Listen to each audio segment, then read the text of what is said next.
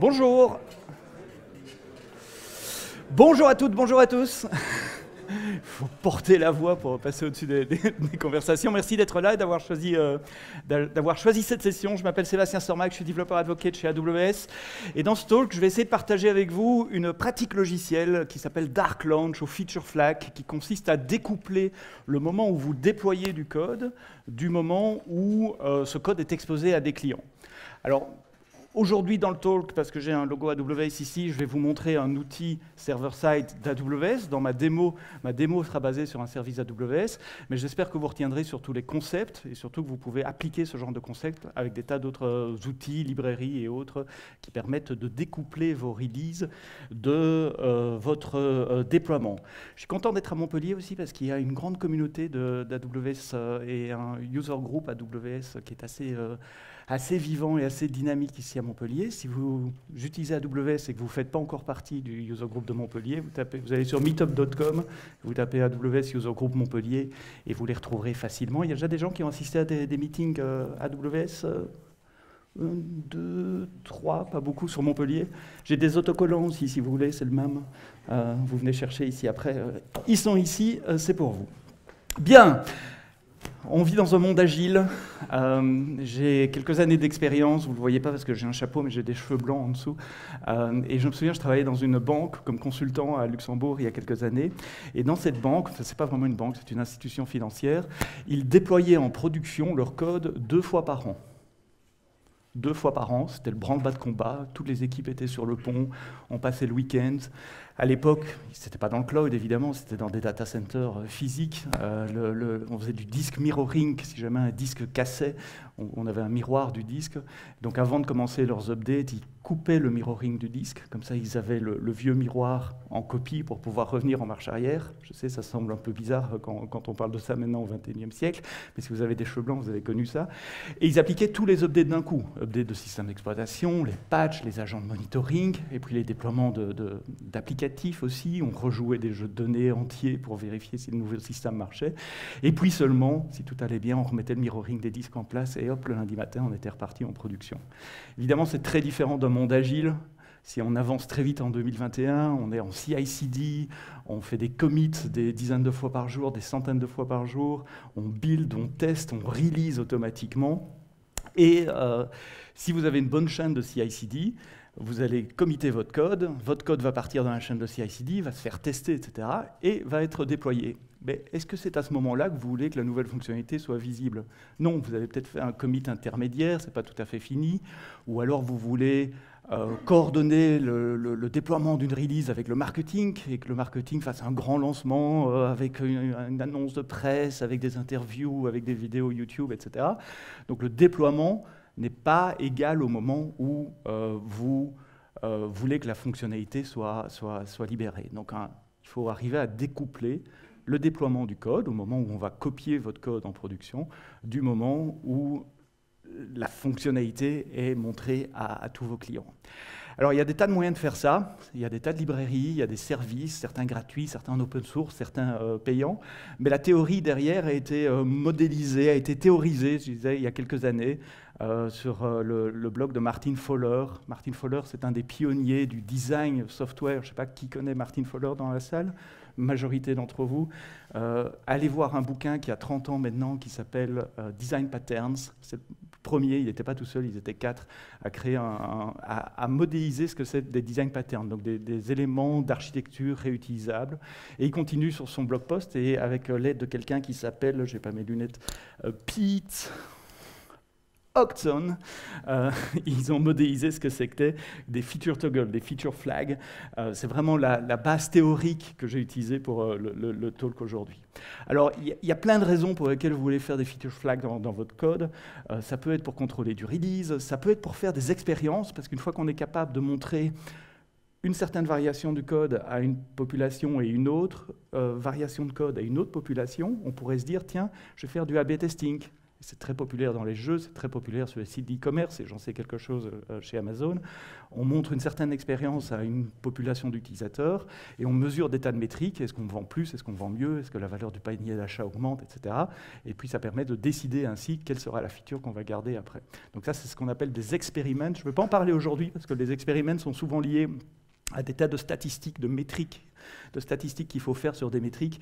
Et donc c'est un peu différent en termes de fonctionnalité du launch control qui m'intéresse plus aujourd'hui, découpler le déploiement du launch.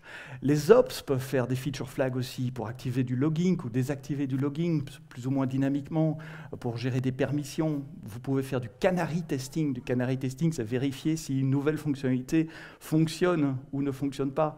Vous savez d'où vient l'expression canari? Oui? Non? Dans les mines, il y a longtemps, quand les mineurs descendaient dans la mine, un des risques pour les mineurs, c'était les coups de grisou, un gaz qui peut s'échapper dans les mines, un gaz tout à fait inodore et incolore, mais qui est mortel pour les humains, et pas rien que pour les humains, pour les canaris aussi. Donc ils prenaient des oiseaux avec eux en cage, et s'il arrivait quelque chose aux oiseaux, ça veut dire que l'atmosphère devenait irrespirable, il était temps pour les humains de sortir. Alors ici, je n'ai pas tué de canari pour faire cette démo, mais c'est une technique qui s'utilise assez souvent en IT également. L'application de démo que je vais faire, que je vais utiliser aujourd'hui, c'est une petite application web de guestbook. Alors vous voyez tout de suite, je ne suis pas designer web, hein. C'est le mieux que je puisse faire, tout seul en tout cas, sans un designer graphique. On a cette application web qui est là, et notre marketing nous dit le guestbook, pour le moment, il est un peu rigide, parce que les nouveaux commentaires, ils arrivent par email, ils sont validés par notre équipe marketing, on les rajoute manuellement, etc. Ça serait bien si on rajoutait un formulaire et que les gens puissent directement soumettre leurs nouveaux commentaires. C'est un bête exemple, c'est tout simple, mais je voulais garder cet exemple le plus simple possible pour vraiment se concentrer sur le code lié aux feature flags et les différentes options, et pas vous noyer dans une application trop compliquée, etc. Feature flag, c'est quelque chose qu'on connaît bien chez Amazon également. En interne, on a un outil qui s'appelle WebLab, qui n'est pas nouveau, qui a été lancé en 1997, donc il y a 25 ans. Comme beaucoup d'outils chez Amazon, il y a une équipe centralisée qui le maintient, et c'est une API que les équipes qui construisent des sites web ou des applications peuvent utiliser ou pas, en libre service. Il y a toute une documentation, il y a des tutoriaux, etc. C'est un outil qui est utilisé par plus de 60 000 personnes, 60 000 développeurs en interne chez AWS, et ils font des centaines de milliers de choix d'expériences par jour. Quand vous êtes sur Amazon.fr, la page que vous voyez n'est pas nécessairement la même page que celle que moi je vais voir ou que quelqu'un d'autre va voir. Et pas uniquement à cause de mon historique d'achat, c'est parce qu'en permanence, les équipes essayent des nouvelles idées, testent des nouvelles idées. Et WebLab est plutôt utilisé comme A/B testing, mais il y a beaucoup d'équipes qui les utilisent comme launch control également. Il y a 3 ans, j'étais dans les équipes d'Alexa. Quand on a lancé Alexa en France, en Italie, en Espagne, etc., on utilisait beaucoup WebLab pour donner accès à la voix française d'Alexa aux bêta-testeurs, aux gens avec qui on travaillait, aux développeurs avec qui on travaillait pour créer les premières skills Alexa avant que la voix ne soit disponible pour tout un chacun, pour ma maman et pour vous. Bien, comment est-ce qu'on va implémenter notre feature flag? Il y a différentes méthodes que vous pouvez utiliser. Donc revenons sur l'application ici. On a feature flag désactivé, feature flag activé. Donc dans le code, tout commence simplement avec un if, then, else. Jusque-là, ce n'est pas trop compliqué. Si la fonction est active, alors on montre le formulaire qui permet de rentrer les données du casebook, et sinon on le cache. Dans mon exemple, j'ai utilisé jQuery, donc c'est très simple, show, hide. Et puis il y a ce petit truc-là, isFeatureActivated, qui est une fonction que j'ai écrite. Dans la théorie, si vous retournez au blog de Martin Fowler, il appelle ça un routeur. C'est cette fonction qui va prendre la décision d'une façon ou d'une autre, s'il faut montrer la fonctionnalité ou s'il ne faut pas le montrer. Et vous remarquez que cette fonction, typiquement, elle a 2 paramètres. Et un paramètre, c'est le contexte. Quel est l'utilisateur qui, pour le moment, utilise ça? Dans notre monde, nous, avec le service que je vais vous montrer, on appelle ça l'Entity ID. Dans la réalité, ça sera un User ID, un Session ID, quelque chose qui identifie le contexte dans lequel se trouve cet utilisateur. Le deuxième paramètre, c'est le nom de la fonctionnalité. Vous pouvez avoir des dizaines de fonctionnalités, des centaines de fonctionnalités sur votre application. Et donc, vous allez demander, est-ce que cette fonctionnalité-là doit être montrée pour cet utilisateur-là? Dans le contexte de ma démo, le Entity ID, c'est le User ID. J'assume, je fais la supposition que le user est connecté. Et donc, en gros, je demande, est-ce que pour l'utilisateur Seb, il faut montrer cette fonctionnalité, oui ou non? Alors, il y a différents moyens de faire ça. Comment est-ce que vous allez implémenter le isFeatureActivated? Typiquement, un fichier de configuration, ça pourrait être le cas. Alors, peut-être pas dans une application web, pas en single page en tout cas, mais si votre application tourne sur un serveur, un fichier de configuration. Si votre application est mobile, peut-être un fichier de configuration aussi. Ou alors, il y a une fonction plus dynamique. On pourrait imaginer que cette fonction-là appelle un service sur le back-end et que le back-end prenne la décision. Est-ce qu'il faut montrer cette fonctionnalité pour cet utilisateur? Et l'avantage du back-end, c'est que vous avez beaucoup plus de flexibilité. Vous pouvez régler combien d'utilisateurs, si les utilisateurs doivent voir la fonctionnalité ou pas. Simplement, en travaillant sur le back-end, vous ne devez plus toucher votre code côté front-end. Donc, avantage, inconvénient, configuration file versus un service back-end. L'avantage d'un configuration file, c'est qu'il y a une très très faible latence.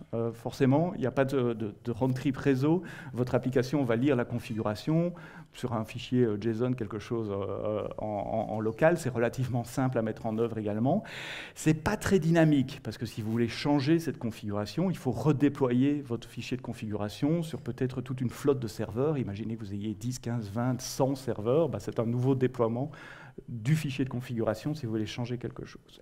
Côté server-side, vous avez l'aspect dynamique, bien, mais il y a un coût, et le coût, c'est la latence, c'est le temps d'appeler l'API, que l'API décide et revienne, et ça, vous verrez dans la démo, clairement, il y a parfois une demi-seconde ici, parce que j'utilise un serveur à l'autre bout du monde aussi, j'aurais pu utiliser des serveurs un peu plus près, mais enfin bon.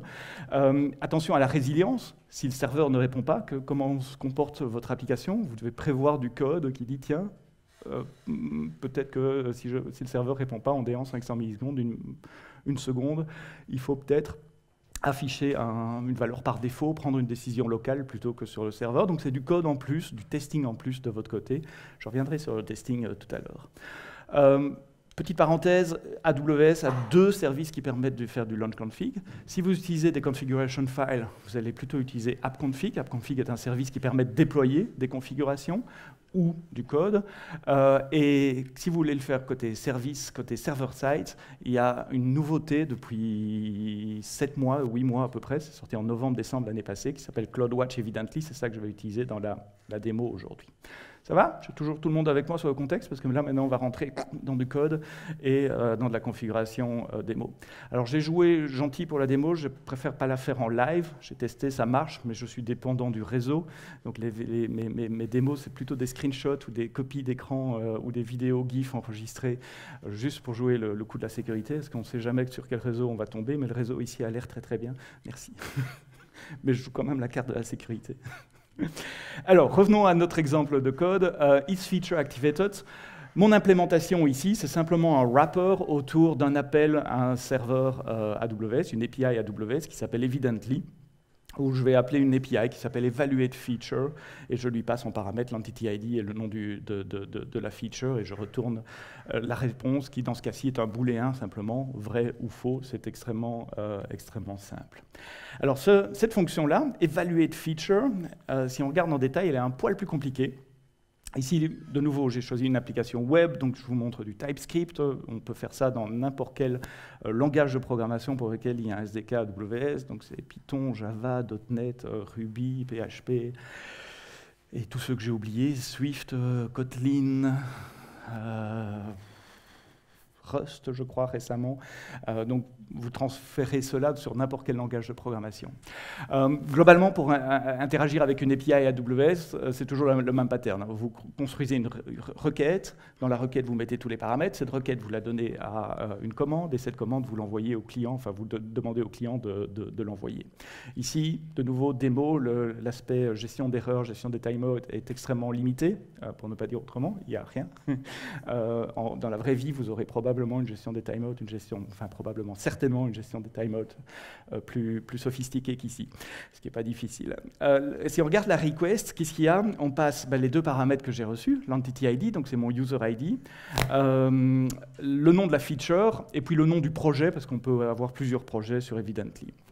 Et on passe ça à un client, on construit une requête qu'on met dans une commande, qu'on passe à un client. Et le client, c'est simplement un wrapper sur le client qui est fourni par le SDK, qui est configuré pour aller sur une région spécifique. Chez AWS, il y a 26 régions, donc vous pouvez choisir votre serveur Evidently à Paris, à Francfort, à Milan, aux États-Unis, en Afrique du Sud. Vous allez choisir la région typiquement qui est la plus proche de vos utilisateurs pour minimiser la latence. Ici, j'ai choisi Ohio, c'est pas le plus proche des utilisateurs, et vous verrez, la latence se paye dans la démo. Et puis, vous passez des credentials, parce que tous les appels d'API AWS doivent être authentifiés avec un username password. Donc, nous, on appelle ça une access key, secret key. Si on a le temps à la fin, je vous montrerai comment les obtenir, mais c'est très, très spécifique à AWS. Donc, je suppose que ça va intéresser un subset des gens qui sont ici dans la salle. Côté serveur, ça c'est tout. Côté client, c'est 20 lignes de code là, sans gestion d'erreur. Donc c'est pas très compliqué. J'ai mis ça dans une petite librairie séparée. Il y a 30 lignes de code. Et puis après, il faut juste appeler cette fonction. Est-ce que la fonction est activée? Is feature activated? Avec un user ID et le nom de la fonction.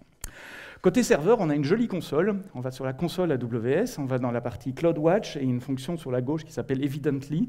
La première chose à faire, c'est créer un projet. On donne un nom à son projet, une description à son projet. On dit si on veut stocker tous les événements, chaque fois qu'il y a une évaluation qui va être faite, c'est un événement que Evidently reçoit. Est-ce que vous voulez les stocker quelque part pour une analyse ultérieure avec du machine learning? Enfin, on peut imaginer des tas de choses. Et si oui, où est-ce que vous voulez le stocker? Vous avez deux options là. Et puis c'est tout. Le projet est créé, ça se crée de façon instantanée. Ensuite, on doit créer une feature. Dans un projet, on peut avoir plusieurs fonctionnalités à protéger. Donc je rajoute ma feature, je clique sur Add Feature, je donne un nom et une description à ma feature. Et puis je donne surtout les variations possibles sur ma feature. Ici, je suis dans un contexte booléen. Est-ce qu'il faut le montrer ou pas? Donc, je choisis le type booléen. Il y a aussi des types string, il y a aussi des types numériques. Et je donne les différentes valeurs possibles. Alors, en booléen, il n'y en a que deux. Soit mon formulaire est éditable, soit il est en read-only, donc true et false. Et la console est assez sympa, elle me donne un code d'exemple pour JavaScript, pour Python et pour Java. Et sans beaucoup de surprise, ce code-là, c'est quasiment le code que je vous ai montré avant, parce que je ne me suis pas foulé non plus. Je suis parti du code de la console pour créer le code du projet. Donc on a notre projet qui est configuré sur le serveur.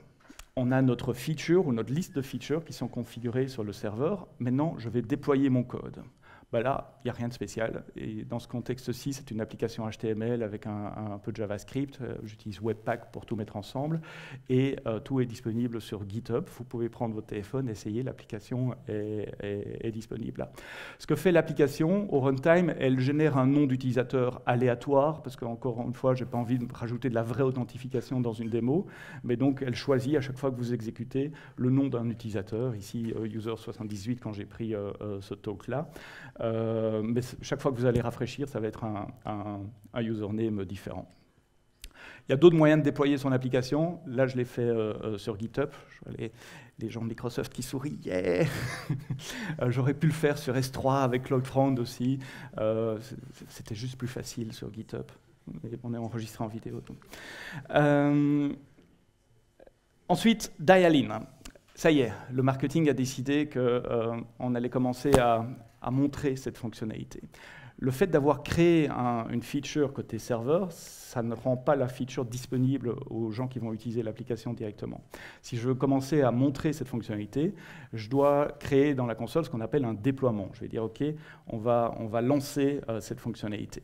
Et là, à nouveau, je lui donne un nom à mon launch, c'est Editable Guestbook Launch. Je lui donne une description. Je dis quelle est la feature que je veux lancer. Donc dans ma liste de features, je vais choisir celle que je viens de créer. Et surtout, et ça c'est l'écran probablement le plus important, je vais assigner un pourcentage du trafic qui va voir la fonctionnalité versus un pourcentage du trafic qui va ne pas voir la fonctionnalité. Donc dans la console, côté serveur, je peux dire 20% de mes utilisateurs verront cette nouvelle fonctionnalité versus 80% des utilisateurs qui verront l'ancienne expérience. Pourquoi est-ce que je lance pas tout directement, en balançant 100% directement? Parce que je veux être prudent. Alors dans cette démo, il n'y a pas beaucoup de risques, mais dans la réalité, vous voulez quand même tester que la nouvelle fonctionnalité n'impacte pas l'utilisateur, que ce soit par un bug, ça peut arriver, ou simplement, je sais pas, quelque chose qui a été mal pensé et qui impacte l'utilisateur. Donc vous voulez commencez à exposer la fonctionnalité sur un subset de vos utilisateurs, observez comment ça va, et si tout va bien, progressivement, tournez le bouton de déploiement à 50, 70, 80, et puis éventuellement 100%. Vous pouvez associer des métriques, vous pouvez associer des alarmes dans CloudWatch. Donc, des alarmes, ce sont des alertes qui se lancent quand certaines métriques dépassent un seuil de valeur. Typiquement, chez Amazon, on surveille le nombre d'achats par seconde, on surveille la valeur d'achat d'un panier moyen. Si ces métriques, qui ne sont pas des métriques techniques, mais qui sont des métriques business, baissent, ça veut dire que les gens, c'est pas que les gens n'aiment plus Amazon et veulent plus acheter, c'est qu'ils ne peuvent pas acheter. Donc si tout d'un coup il n'y a plus d'achats sur Amazon, c'est parce qu'on a fait un déploiement qui empêche les gens d'acheter. Il y a quelque chose qui ne marche plus. Et donc si ces alarmes se lèvent, vous serez prévenus, et dans la définition de l'alarme, il y aura un lien vers l'expérience que vous êtes en train de faire, vers le lancement que vous êtes en train de faire. Ce n'est pas automatique. Je sais qu'il y a d'autres services sur AWS où automatiquement, quand une alarme se lève, le déploiement est retour en arrière, on rollback le déploiement pour revenir à l'expérience d'avant. Ici, ce n'est pas le cas, c'est juste une alarme qui va vous informer, mais c'est à vous, manuellement, de décider si c'est votre expérience qui est la cause de l'alarme ou pas, et donc de refaire un dial down. Une fois que c'est fait, vous avez un chouette petit graphique, il y en a d'autres dans la console, qui vous montre l'état de votre expérience. Alors, ici, c'est ma vidéo enregistrée. Je ne sais pas si je switch sur du vrai et du live. Je ne sais pas si vous voyez. Ouais, non. Hop, on peut essayer comme ça. Ting, ting, ting, ting, ting, ting, ting, ting, ting, ting, ting. Ça, c'est l'horaire de la conférence. Hop. Voilà, comme ça, vous n'avez pas une vidéo enregistrée, je vais vous faire une démo live. Je fais reload. Où est ma souris? Elle est là. Hop. Si je fais reload, on voit que l'utilisateur change à chaque fois. Je vous ai mis la console JavaScript en dessous. En bleu, vous voyez le retour de Evidently. Alors, c'est peut-être un peu petit si vous êtes dans le fond, mais c'est là qu'il vous dit la variation qui a été choisie. Pour cet utilisateur 25, c'est éditable.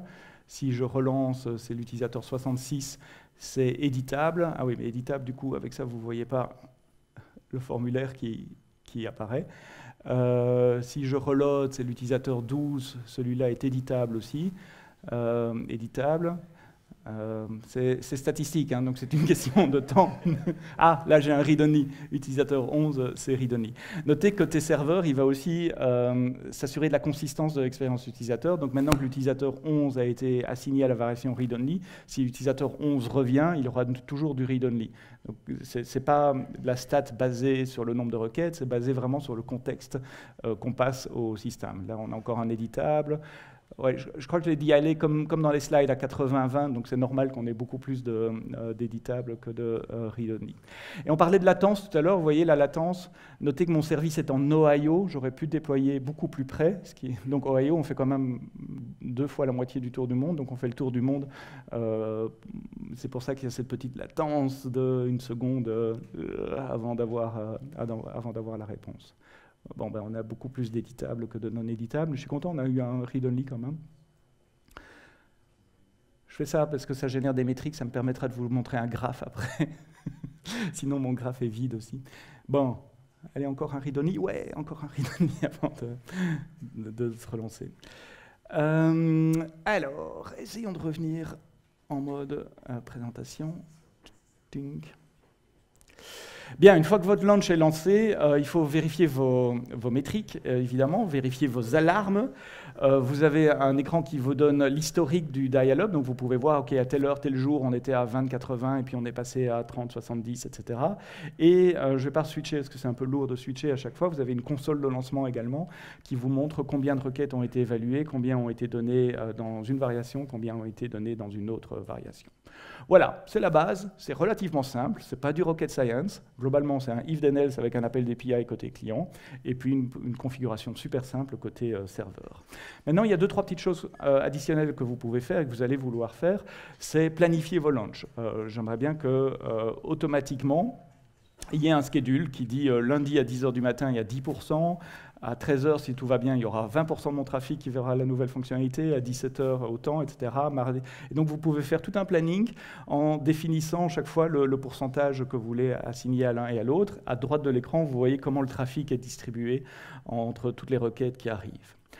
Une autre fonctionnalité que vous allez avoir envie ou besoin très rapidement, c'est de dire, OK, mes développeurs, quand eux, ils testent en prod la nouvelle fonctionnalité, tester en prod, oui, d'accord.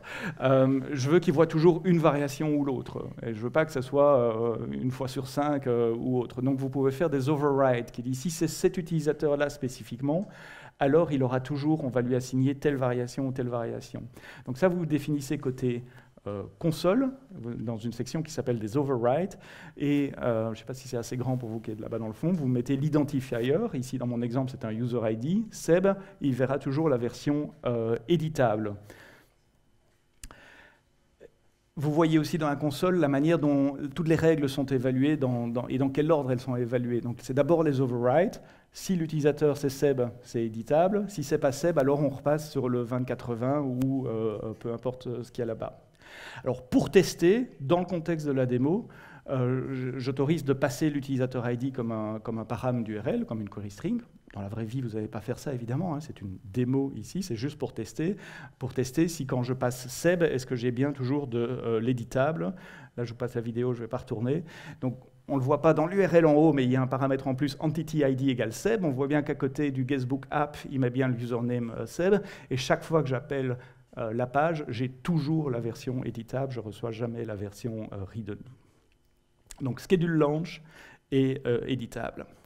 Alors, quel que soit le système que vous choisissez, que ce soit AWS ou autre chose, quelques considérations. Première considération, et j'en ai déjà parlé, et vous l'avez vu dans la démo, c'est la latence. Attention au temps que cela prend.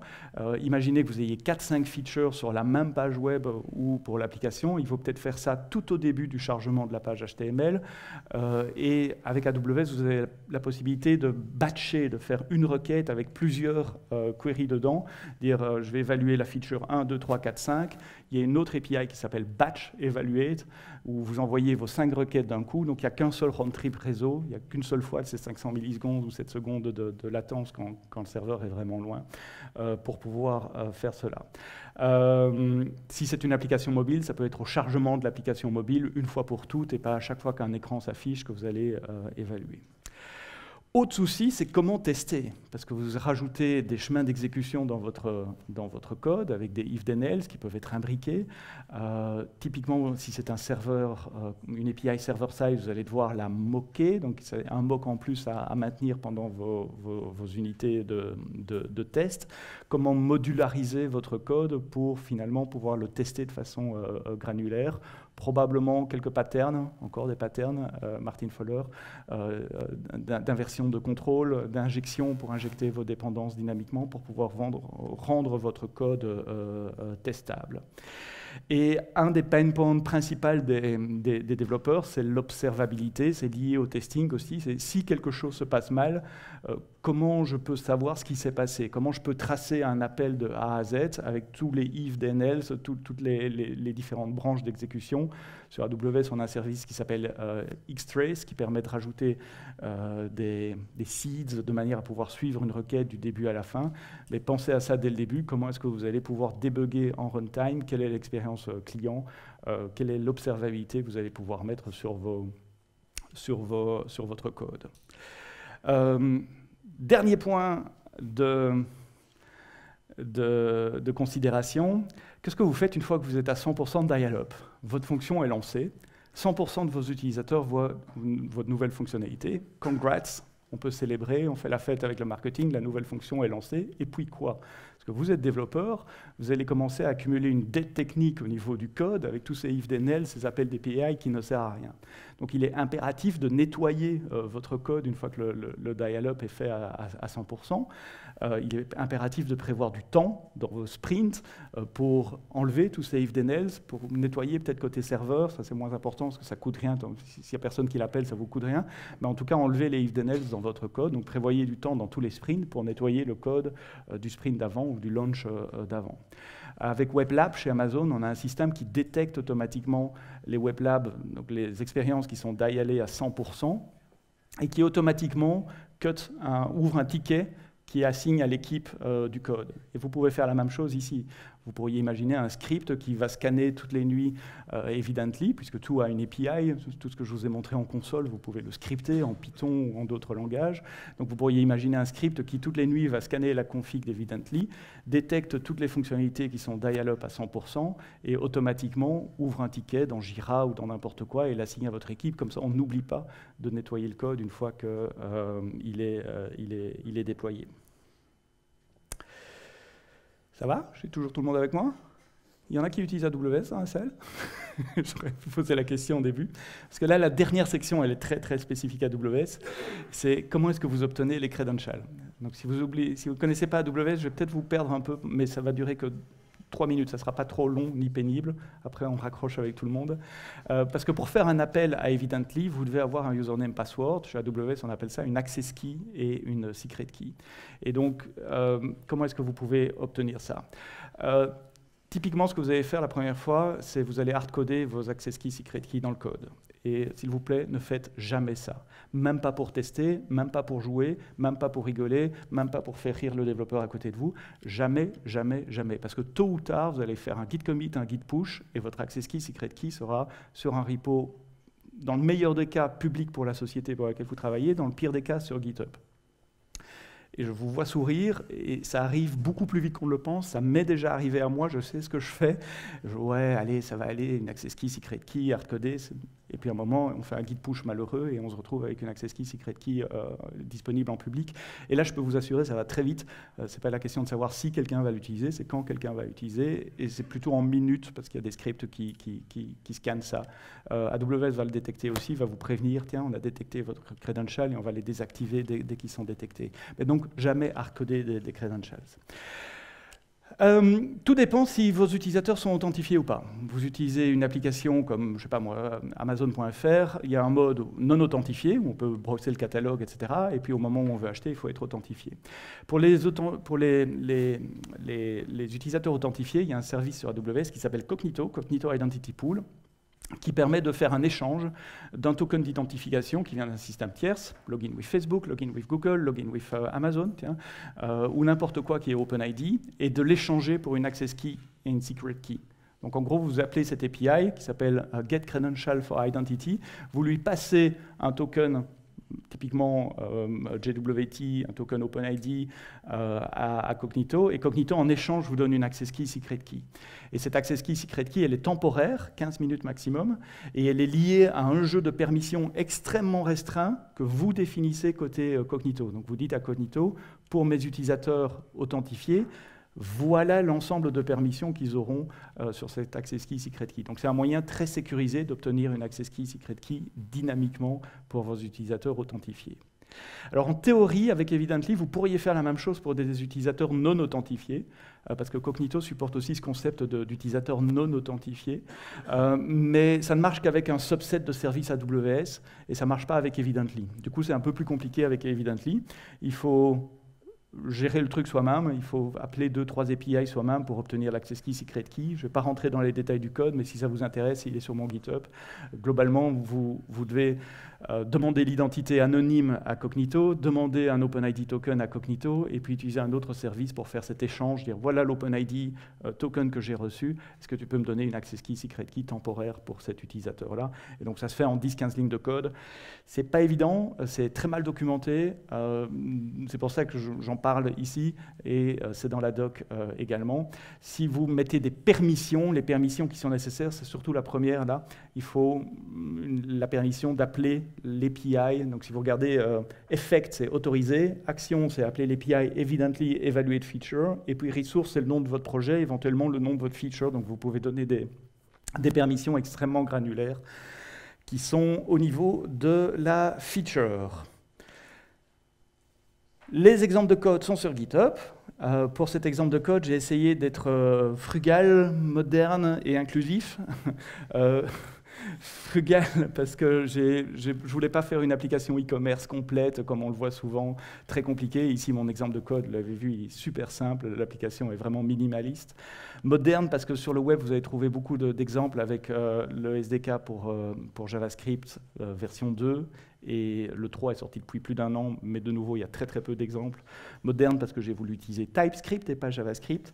Et frugal et simple et inclusif avec du JavaScript standard. Je n'ai pas voulu faire une application React ou Angular.